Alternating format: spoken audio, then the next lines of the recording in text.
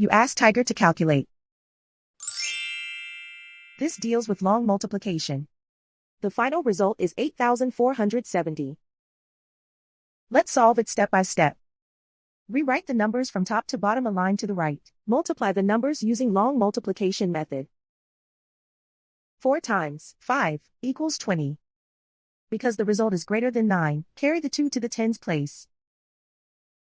2 plus 9 times 5 equals 47. Because the result is greater than 9, carry the 4 to the hundreds place. 4 plus 6 times 5 equals 34. Because the result is greater than 9, carry the 3 to the thousands place. 3 plus 1 times 5 equals 8. And so the final result is 8,470.